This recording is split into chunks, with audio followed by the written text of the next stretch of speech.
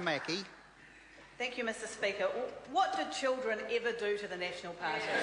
That's what was running through my mind as I sat there listening to Bill English reading out budget in 2012. What did children ever do to the National Party? You could just imagine Bill English sitting up in his beehive office thinking, time someone cracked down on those little bludgers. They get a free education, they get free food, free board, all paid for by adults. It's about time someone taxed the happy out of them, wipe the smug smiles off their little faces, so I'm going to tax their paper route. The time has come. They need to learn responsibility because someone's got to pay for my massive big tax cut. Lord knows the government can't afford it, so I'm going to reach into the piggy banks of kids all around New Zealand and tax their paper route. What a mean, petty government. And what it shows is the government is so destitute of ideas, so desperate for any form of revenue, that they would actually, as the big economic announcement in their budget, tax children. Tax children. That's how bad it's got in this country. That's how few ideas we have in the National Party caucus, that taxing children is going to be the economic saviour of this country. Because this was a zero budget with zero ideas, zero hope, zero reasons to stay in New Zealand, zero reasons not to move to Australia. It was a zero budget. And it's about priorities. I was very interested to hear the member who spoke before me talking about how great it was that National upgraded the Kopu Bridge so that people can have it a little bit easier when they go on holiday at long weekends, when they need to get to their holiday homes in the Coromandel. That should not be a priority in tough economic times. Because politics of envy. It's the politics of envy to ask that the government look after the people who need it the most in the toughest economic times. That's the politics of envy. Opposing a $1.7 billion piece of road north of Auckland, which officials themselves have said will do nothing except get ministers to their holiday homes 7 minutes faster twice a year in summer, apparently saying that's not a good use of money in tough economic times, is the politics of envy. The politics of envy. Apparently the fact that we're cutting money for state schooling but always manage to find more and more money for private schools so that they can keep their lower class sizes. And I want to talk to Mr Borrows because he gets very upset when we talk about this. We're not saying they shouldn't have small class sizes. We're saying that all schools in New Zealand and all students should have class sizes that are manageable, where students can get one-on-one time with teachers. Why is it only private school kids that should get that and not our state school kids too? That's the question for Mr Borrows. It's no criticism of small class sizes. I think it's quite clear that we support small class sizes, but it shouldn't just be for those kids who are fortunate enough to be able to go to private schools. And when you take $40 million out of the education budget for state schools and then look at the fact the government put $40 million more into private schools, that's a pretty clear set of priorities. It's not the politics of envy, it's simply wrong and it shouldn't happen. It shouldn't happen.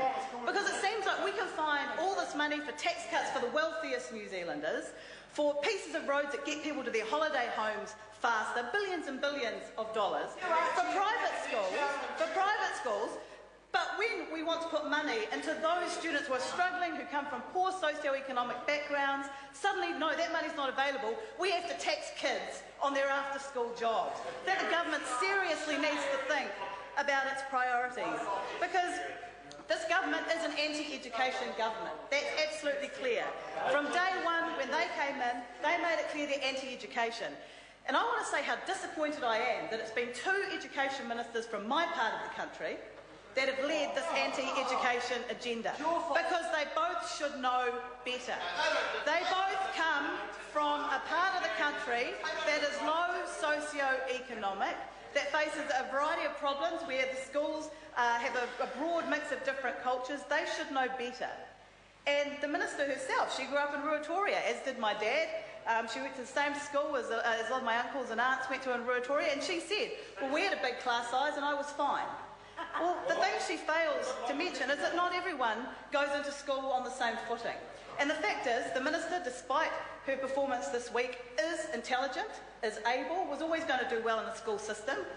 She also came from a family that valued education. That's just such a treasure to have. A father who was a teacher, so I imagine that the education continued at home. Unfortunately, I wish every student in the country could go into school with those advantages, but they can't. And so our education system has to make sure that for those students who don't have that ability, or who have ability in different areas, like maybe the trades or music or art, not necessarily the traditionally academic areas, or for those students who unfortunately come from families that don't value education as much as they should, that our system delivers for those students as well, not just those who are always going to do well in a school system because of the situation that they're in. My colleague Sue Moroney talked about the ECE cuts. I also want to mention the cuts to the science advisors for primary schools. We talk about all this money going into science and innovation, how great that is. Where is the next generation of scientists in New Zealand going to come from? They're going to have to come from overseas, because we're certainly not going to be producing any of them here. Certainly not going to be producing any of them here. So it's all very well saying that science is great, but science training has to start at school, obviously. And we're cutting out all the support that would help those kids for whom science is their key interest. We got rid of the science advisors. We're now seeing the loss of specialty teachers in intermediate schools. How is that going to help us deliver a creative and an innovative economy? It won't, Mr. Speaker. Then we had the debacle of national standards. I just have to wonder why the National Party keeps looking to countries that consistently do worse than New Zealand students on every single indicator for their education policy ideas. Why would they take policies that have failed categorically all around the world, where their students do worse than our students, and say, hey, here's a good idea, let's ditch a system that works and bring in one that doesn't? Because national standards will not work. They've been told that by teachers, they've been told that by principals. Again, they don't listen. And I want to talk about another really big issue, and that's the change the government made to quarterly roll funding.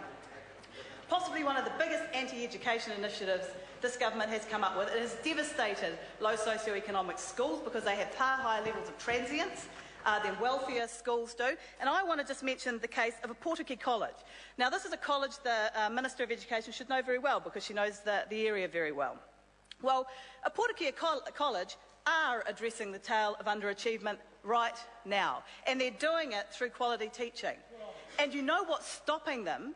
What's making it more difficult for them to do it is government policies, in particular the shift to quarterly roll funding. Because they're losing about $70,000 a year from their ops budget because of that change in one foul swoop. And not only that, they run a system where, when they bring kids into a Portuguese college, about 80% of them are in the bottom quartile for everything.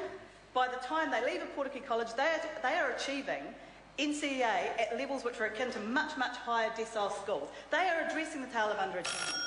One of the things they do, Mr. Speaker, is they take students who have serious behavioural problems and put them into an alternative education course where they get the time and the attention that they need to re-engage with the education system, and overwhelmingly those students come back to the college and they then achieve.